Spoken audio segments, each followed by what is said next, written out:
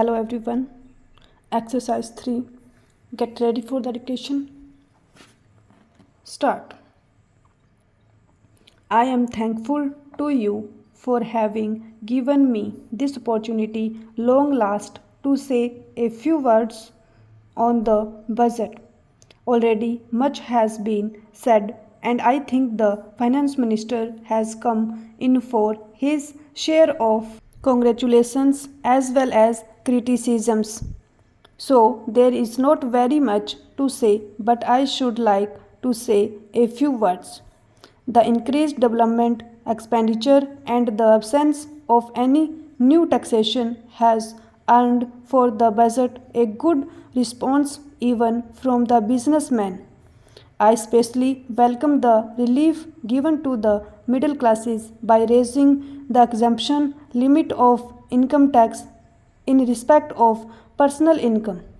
No doubt this is some relief to the middle classes, but I would request the finance minister if he could to raise this exemption limit from rupees 4,000 to rupees 6,000 as that would give substantial relief to the middle classes. I am indeed glad that the Taxation Inquiry Commission has been appointed with Dr. Johan Mathai as the chairman, and I am sure that many of the vexed problems may be solved through this commission. At the same time, I would request the finance minister to put off the state duty bill for the present since this inquiry commission has been appointed and they may go into this question. For I feel that it is not an opportune moment to put on more taxes on the people.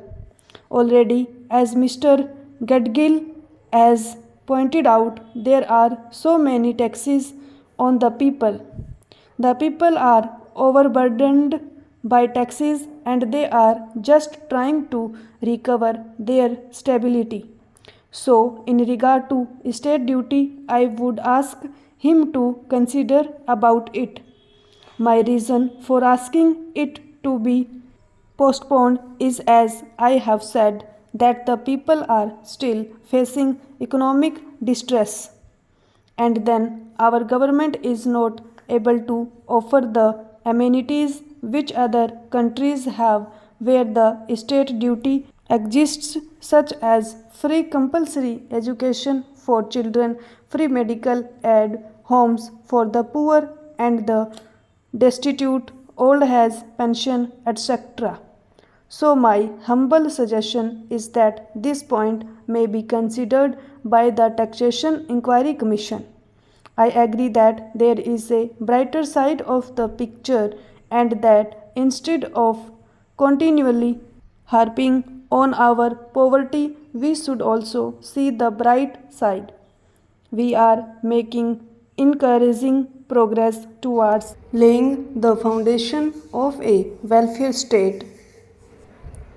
With the cooperation of all and the implementation of the 5-year plan, I am sure, sir, that we should be able to lay the foundations and fulfill the dreams of India.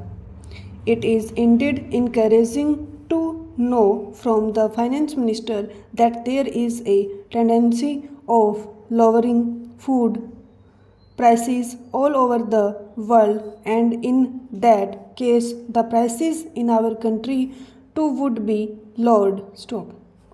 Regarding defense, for obvious security reasons, I do not agree with my friends who say that the expenditure should be curtailed.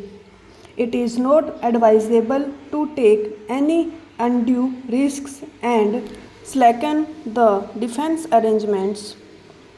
Indeed, defense is one of our valuable assets, although strange to say, there seems to be adverse opinion in some quarters.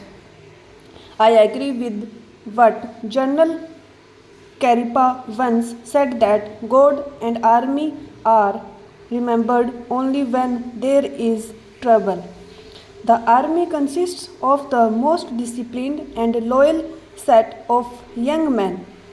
It would not be proper to effect economy in the pay of these brave officers, as it would not be an incentive for the right type of young men to join the army, and it would become ineffective and inefficient. I believe already officers who were drawing rupees 1400 as their pay are now getting only rupees 700 and about rupees 100 as allowance. That is, they are getting about half of what they were getting before.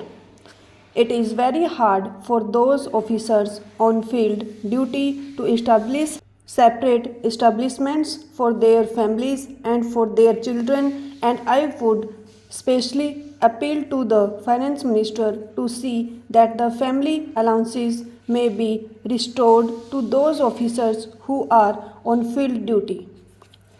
Economy in army could be effected in other ways. There is scope for more efficient operation of defense industries, which process seems slow, and by purchase policy of utilizing goods and stores indigenously manufactured. Preference should be given to country made war materials such as could be produced here, and they would be cheaper than foreign made goods.